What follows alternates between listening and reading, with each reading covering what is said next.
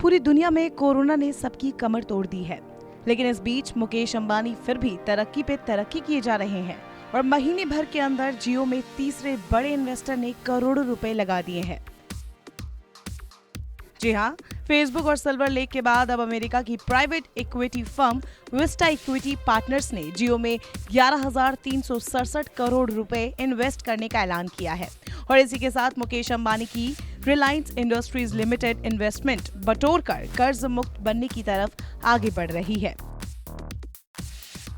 Vista का 11,367 करोड़ रुपए का ये इन्वेस्ट 4.91 लाख करोड़ के इक्विटी वैल्यू और 5.16 लाख करोड़ रुपए के एंटरप्राइज वैल्यू के साथ किया गया है।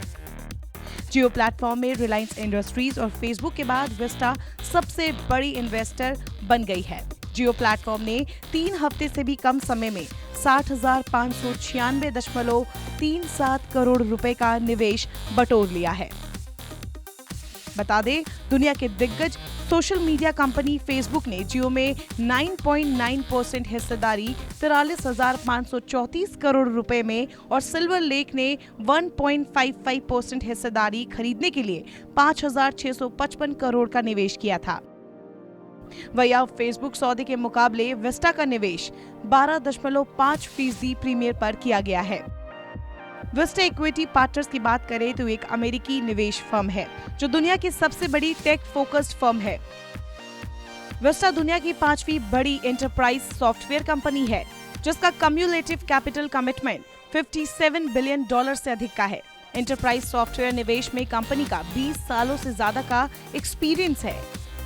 विस्टा पोर्टफोलियो की भारत में स्थित कंपनियों में 13,000 से ज्यादा कर्मचारी काम करते हैं। भारत में विस्टा का ये पहला बड़ा निवेश है। विस्टा का शुरुआती फेज में तकनीकी कंपनियों में निवेश करने का एक ट्रैक रिकॉर्ड रहा है। 10 सालों में इसका हर एक निवेश प्रॉफिटेबल रहा है। निवेश के बाद विस्टा के चेयरमैन और सीईओ रॉबर्ट एफ स्मिथ ने कहा, हम भारत भर में इंटरनेट कनेक्टिविटी बढ़ाने के लिए जियो प्लेटफॉर्म के साथ मिलकर काम करने को रोमांचित है। उन्होंने कहा कि यह आधुनिक उपभोक्ता, लघु व्यवसाय और व्यवसाय प्रदान करने वाली दुनिया की सबसे तेजी से बढ़ती डिजिटल अर्थव्यवस्थाओं में से एक है। वहीं मुकेश अंबानी ने विस्टा के निवेश पर कहा, विस्टा का एक महत्वपूर्ण साझेदार के रूप में स्वागत करते हुए मुझे खुशी हो रही है। ये दुनिया भर के बड़े विशिष्ट टेक निवेशकों में से एक है। उन्होंने आगे कहा, हमारे दूसरे भागीदारों की तरह विस्टा भी हमारे साथ समान विजन शेयर करती है जो सभी भारतीयों के लाभ के लिए भारतीय डिजिटल इकोसिस्टम को विकसित करने और ट्रांसफॉर्मेशन का विजन है।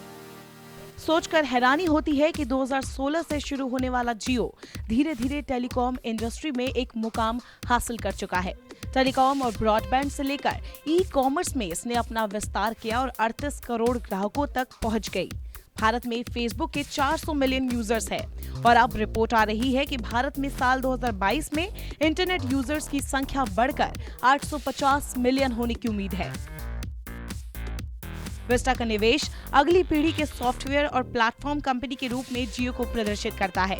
ये जियो की तकनीकी क्षमताओं का समर्थन भी है और इस कोविड-19 की इस दुनिया में और उससे आगे भी बिजनेस मॉडल की क्षमता है।